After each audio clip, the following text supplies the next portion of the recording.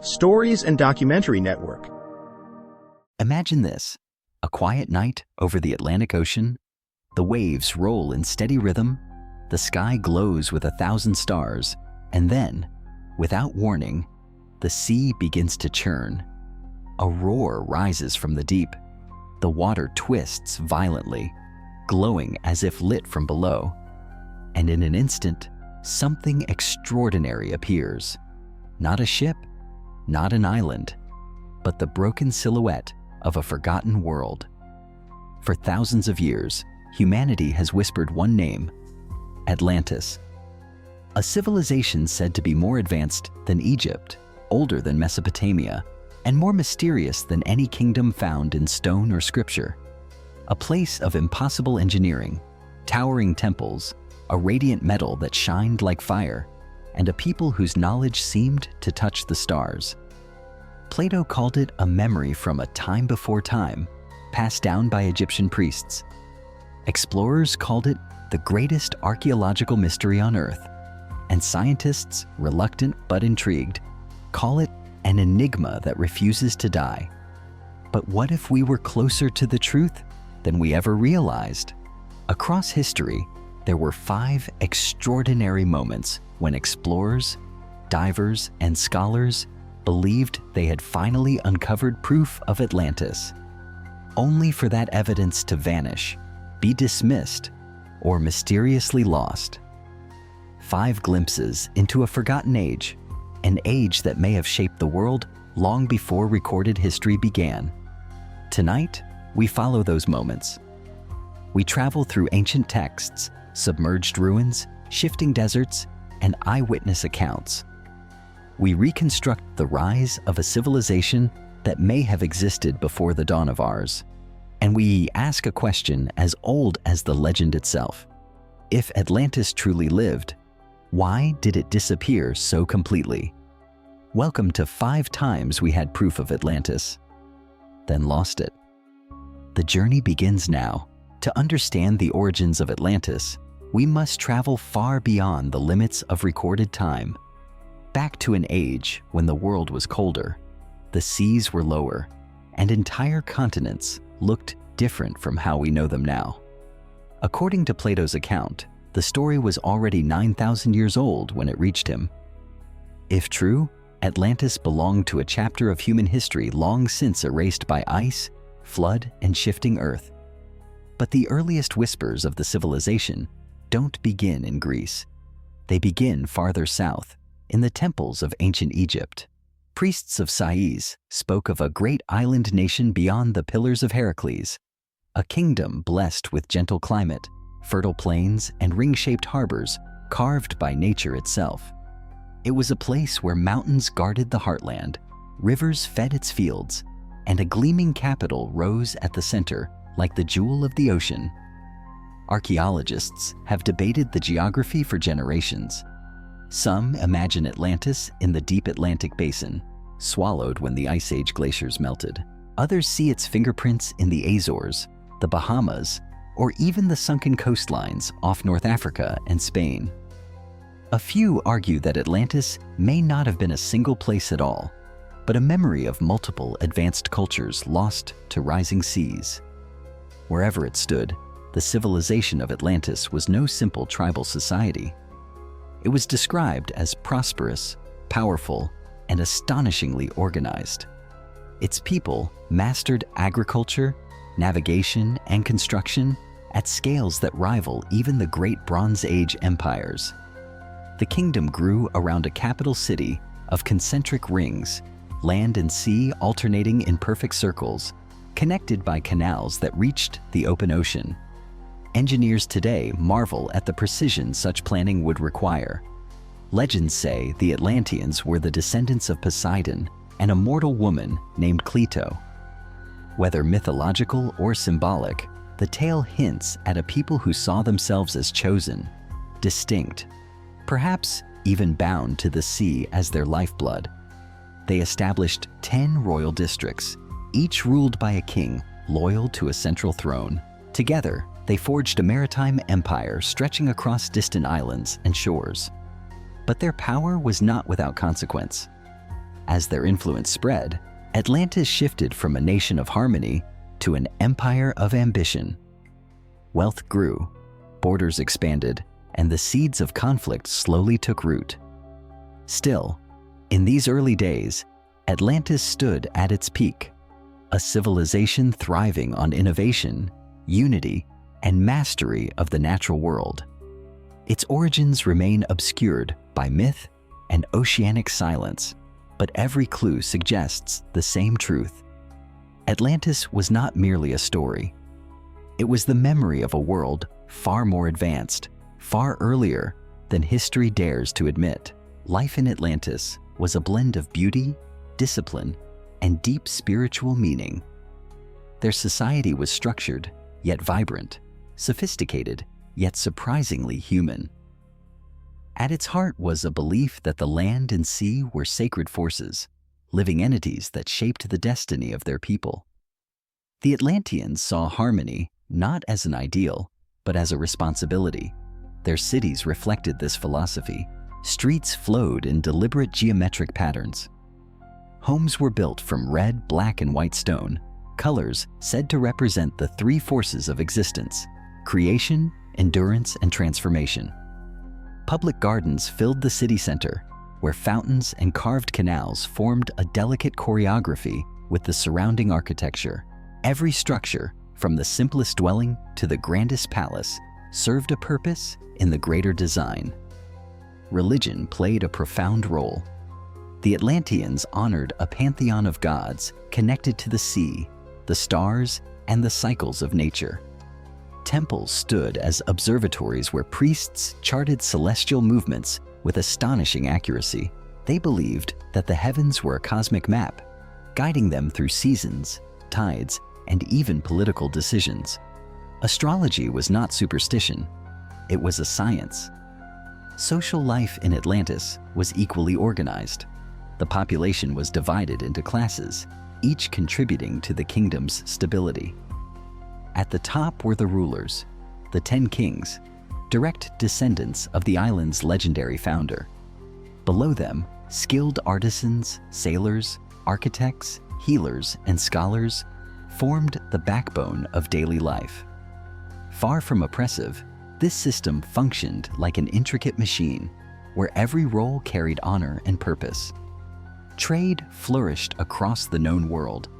Atlantean ships, swift and expertly crafted, sailed to distant ports carrying metals, pottery, textiles, and tools. Their most prized material was orichalcum, a glowing reddish metal valued even higher than gold. Ancient writers described its radiance as fire captured in stone. Though lost today, some believe it may have been a sophisticated alloy, unknown to modern science. Their economy was vast, supported by abundant harvests from the fertile plains surrounding the capital. Enormous irrigation systems channeled water from mountain springs, allowing farmers to cultivate crops year-round. Fishing fleets supplied coastal districts, while workshops in the inner city created pottery, carvings, and artworks admired far beyond their borders. Education was central to Atlantean life. Children learned mathematics, astronomy, literature, and martial arts from an early age. Knowledge was not restricted, it was celebrated. Many scholars believe the Atlanteans may have been among the first to record history on tablets or early forms of parchment, records that may now lie buried beneath the sea. Their art was breathtaking. Murals depicted scenes of cosmic creation, legendary voyages, and the daily joys of life: celebrations, dances, feasts by the shore. Music filled the evenings, blending stringed instruments with deep, resonant drums that echoed across the harbor. Above all, the Atlanteans valued balance. Strength was respected, but greed was feared. Wisdom was treasured, while arrogance was condemned. They built a culture rooted in unity, one that thrived for generations. Yet, even in their most vibrant age, something began to shift. The harmony that defined Atlantis slowly fractured, and the society that once lived in balance found itself moving down a far darker path. The achievements of Atlantis, whether historical or legendary, reveal a civilization centuries, perhaps millennia, ahead of its time. Their innovations were not merely practical. They were transformative, shaping everything from architecture to astronomy in ways that challenged the limitations of the ancient world. The capital itself was a marvel of engineering. The concentric rings of land and sea formed an unparalleled metropolitan design. Wide bridges spanned the waterways, allowing people to move effortlessly between districts. Canals led into the open ocean, turning the city into a thriving maritime hub that could dispatch fleets within minutes. To construct such a layout, the Atlanteans needed high-level mathematics, surveying skills, and hydraulic mastery. Their irrigation and water management systems were equally advanced. They carved channels from the mountains, guiding fresh water to the central plains.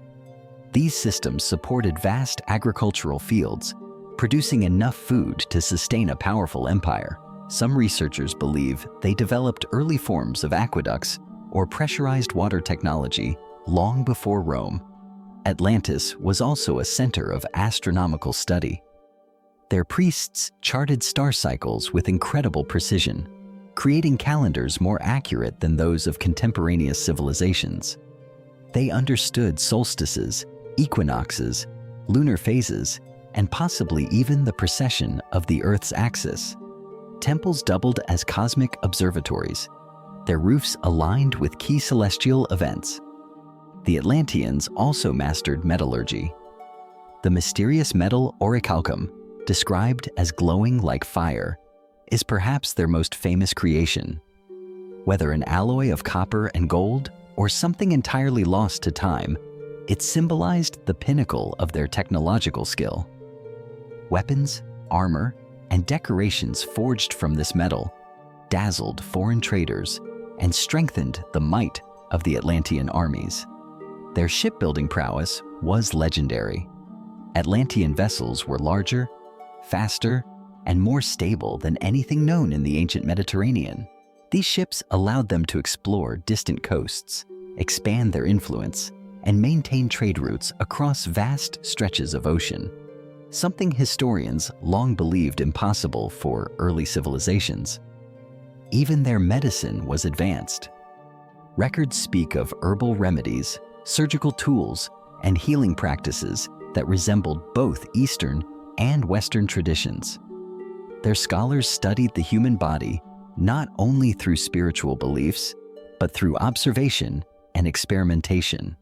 Perhaps the most astonishing achievement attributed to Atlantis is their rumored energy system. Some legends describe crystal technologies or mineral-based power sources that lit their temples and powered their tools. While no physical evidence survives, these stories suggest a civilization exploring natural energy long before the concept existed in recorded science. Art and literature flourished as well.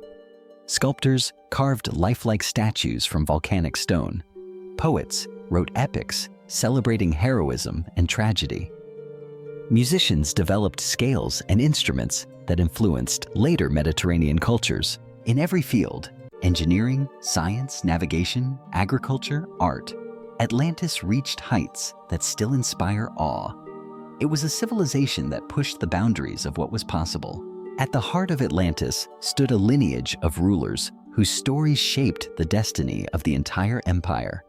Their leadership blended myth, authority, and an unbroken chain of tradition that stretched back to the island's legendary founder. The first and most revered figure was Poseidon, not as a literal god of the sea, but as a symbolic ancestor. Ancient accounts say he fell in love with Cleito, a woman who lived atop a sacred hill in the center of the island.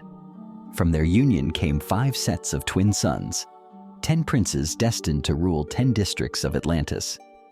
Whether mythologized history or allegory, this tale framed the Atlantean belief that their kings were born of the elements themselves.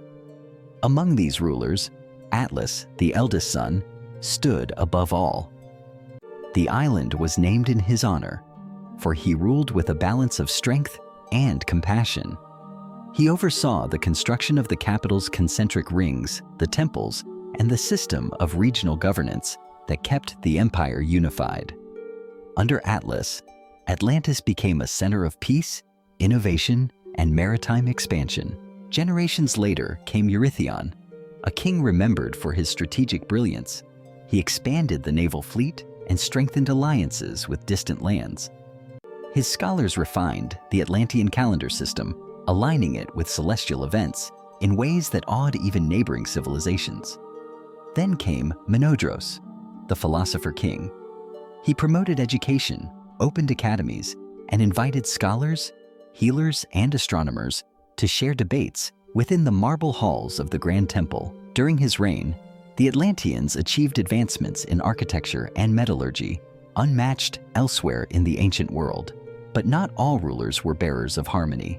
The final era of Atlantis introduced Amphitryon, a charismatic but increasingly ambitious king.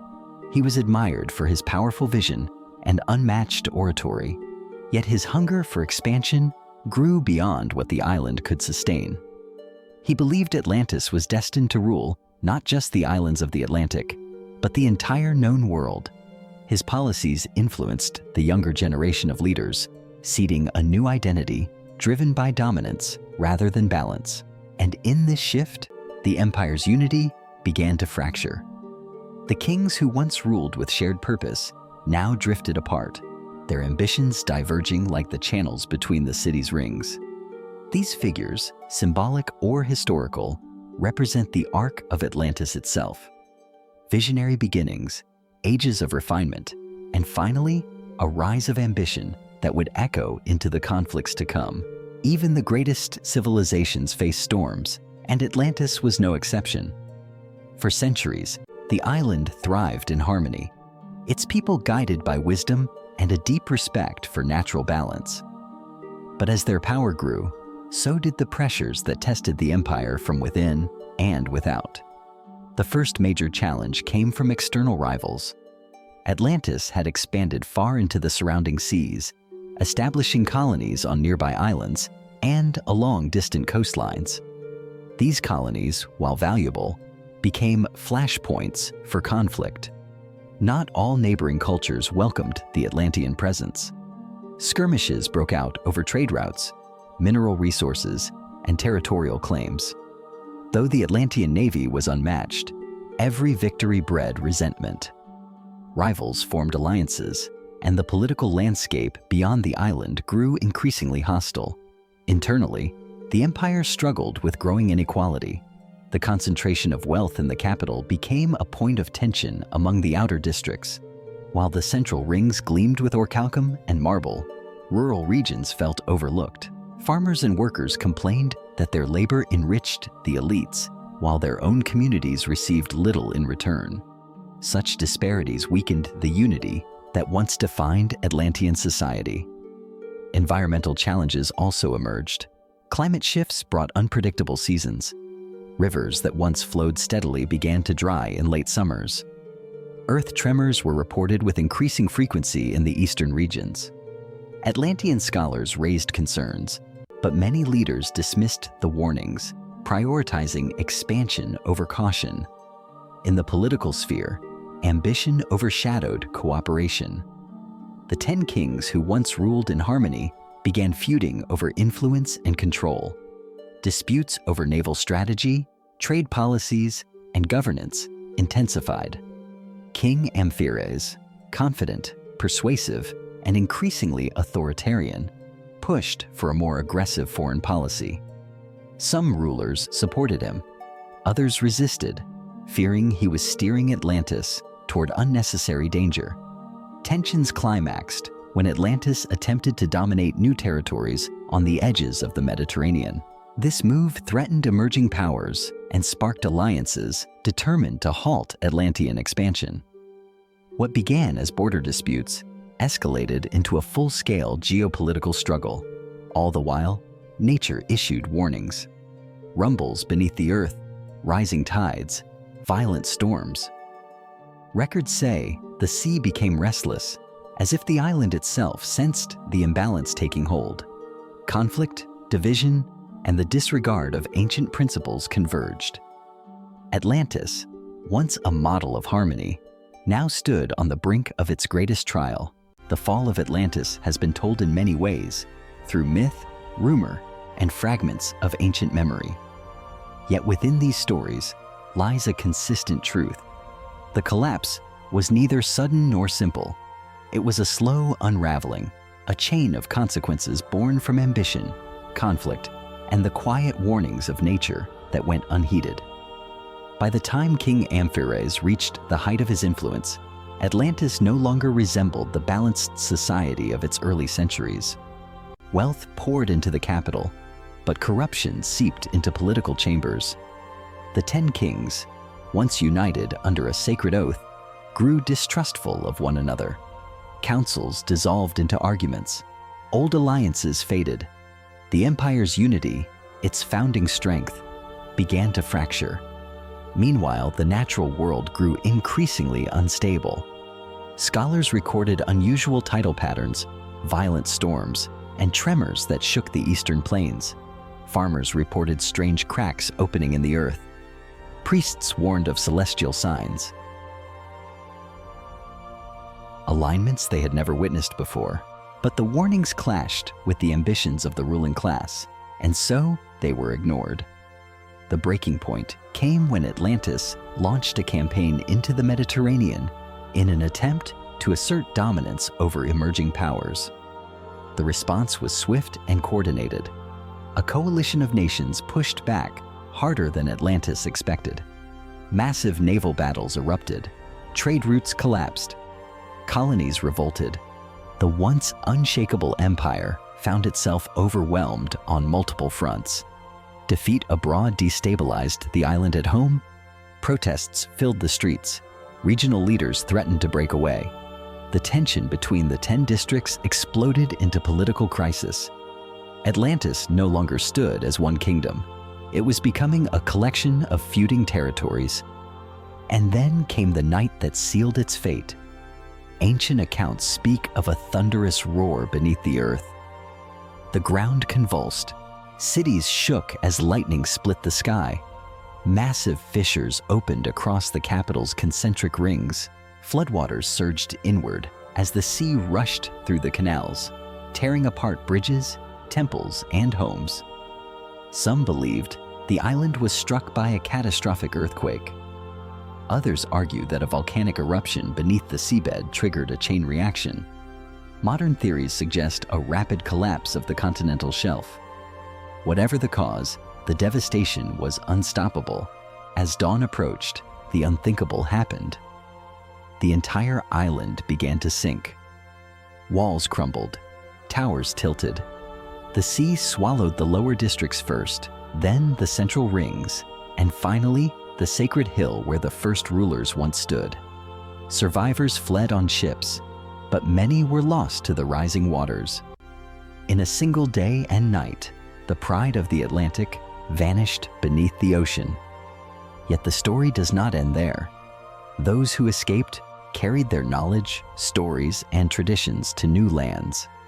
Some believe they became the seed of future civilizations: Egyptian, Minoan, South American, cultures that suddenly advanced with ideas beyond their time. Whether truth or legend, Atlantis may not have died at all. It may have transformed, scattering its brilliance across the ancient world. The island sank, but its legacy refused to drown. Today, thousands of years after Atlantis slipped beneath the waves, or beneath history's silence, its legacy refuses to fade. The world has changed countless times since the age Plato described, yet the story of this forgotten civilization lingers like a memory humanity cannot quite let go. Not because of its grandeur alone, but because Atlantis represents something deeper, the possibility that human history is far older, far richer, and far more complex than we have dared to admit.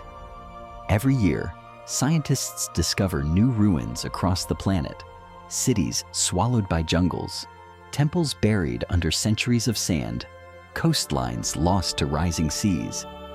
And with every new discovery, the line between myth and archaeology grows thinner, more fragile, more uncertain.